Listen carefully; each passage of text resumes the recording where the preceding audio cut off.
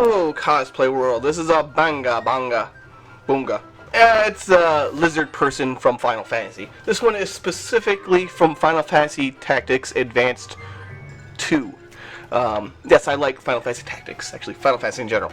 And I have quite a few Final Fantasy builds in my history. This is going to be split up into 5 videos. 3 of them are going to be in the armory at finalcosplaycore.com, and 2 of them are going to be on YouTube for everyone to enjoy. But if you're interested in the entire series, check out finalcosplaycore.com to help support everything we do and all the content, and get more cosplay awesomeness. At any rate, thank you for your support. Let's get some construction done. So, when I do any kind of monster or armor build or anything that's full body in general, I like to start with the torso. The reason for this being is I need to make sure it's comfortable, maneuverable, and safe for me to get around in before I do any kind of things like add digigrade legs or claws or lifts or things that would otherwise impair my movement, dexterity, or vision. Starting with a good, comfortable base is preferable for me. Making sure that that base then is scaled to the rest of the armor is also on the top list of priorities.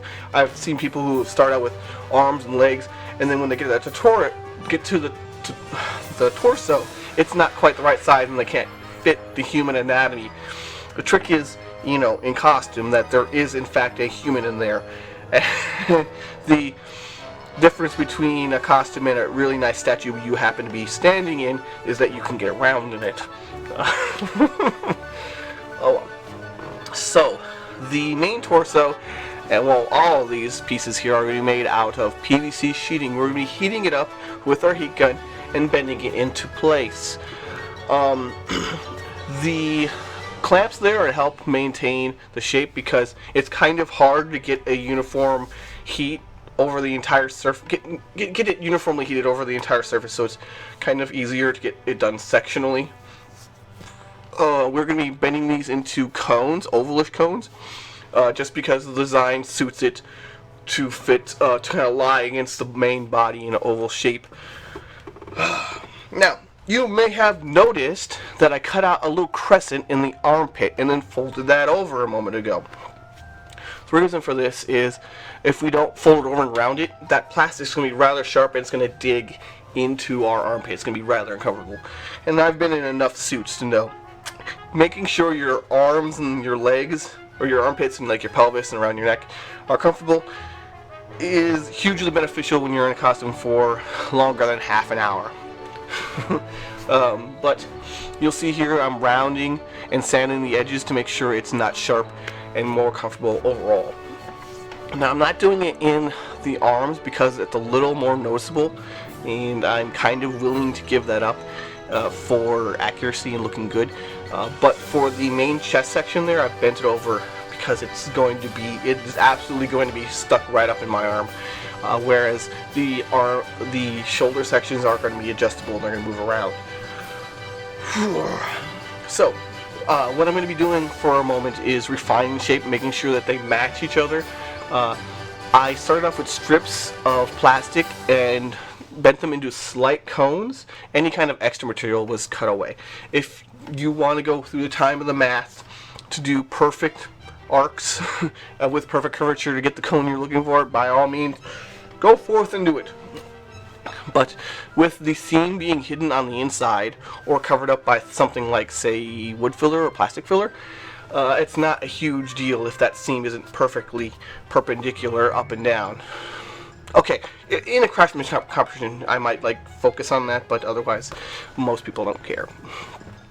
So, the way these are going to be attached together is via some lace. Shoe lace, to be precise. And I'm going to be drilling holes in the armor itself and lacing them together in plates. The upper layer and lower layer are going to be laced together, and then the upper layer is going to be laced to the main section of the chest armor. Now, this is actually shoelace because this was a 7-day build. I started this a week before the convention, and it's kind of rushed, so not every material is going to be my grade A perfect pick for the project. I think I might have gone with a more decorative lace, but the fact that it is a shoelace was kind of not ever noticeable unless you got in and saw, oh look, there's the tip of the shoelace. But it was never really noticeable. Using whatever material we had on hand for this project. Okay, so the large majority of the armor is going to be here on the torso, and the way you get into this is by folding the shoulders up into like a T shape and getting in from underneath like you would a sweater, and then as you get it over your body, you lower your arms and you're able to get in and out. It's a little bit more cumbersome than most of my designs. Most of the time I like to make it so that I don't need to have help with anyone. I can get in and out of this by myself. It just takes me a second to go wiggle, wiggle, wiggle, wiggle to get in and out of it, like pulling a sweater off backwards. But let us move on to the next section. This is where we're going to be hiding my actual head. The head itself is going to be kind of over my head, so it's a hat scenario. Just because I don't want the Bangaa head to be huge in comparison to the rest of the body, I want to keep it proportional and look nice. So to be flexible and see-through, what we're going to do is the next section is going to be made out of this plastic mesh. I've switched largely to plastic mesh for a lot of my work because things like the metal meshes, the chicken wire, things of that nature are more rigid and they will cut you up pretty good. I've got some nice stories where I've used chicken wire and ended up getting some nice scratches over the weekend for using that. So this is much softer, much more forgiving, and still provides the structural support you need. And we're going to be mounting things to this later on in the video. This is fishing line, I believe I'm using at this point. However, I do switch in the future to using heavy nylon coat thread. It's a thicker, heavier thread that won't kind of cut through the plastic. The risk you have here is that if you tighten it too tight or there's too much stress, the fishing line is thin and sharp enough to cut through the mesh here. So the nylon coat fabric is a very, very thick thread by comparison, and so it's strong and will also disperse the weight. What's also good about the mesh, just general as a grid pattern, is it helps you keep the spacing even over the entire surface. And I'm going to go in with the Dremel here rather than my push drill as I used earlier. The Dremel turns out to be much easier and quicker to do this job. It's the craziest thing. So then yeah, I'm going to be lacing up the front of this armor here with some decorative, just actually shoelace once again. I don't know why we had so much shoelace here. So it's in two sections. The back section is going to be holding the head, and the front section is going to be you're going to be able to fold it down so you can see through it, and so that you can get in and out of it fairly easily. I'll get more into that in the head, but what we're doing here now is we're adding a backing to all the scales. We're going to be using pleather and we're cutting out layers of scales, but in the event those scales turn up or aligned or someone sees it at a weird angle, we want it to remain red underneath. And to do this, we're just going to be mounting a bit of fabric. This is a semi-transparent fabric, so I can see through it from the inside to some degree, not perfectly, but what I usually do is I have a red headpiece, a red like mask, and that'll hide my actual head, and I'll be able to pop my eyes out to walk around the convention with it.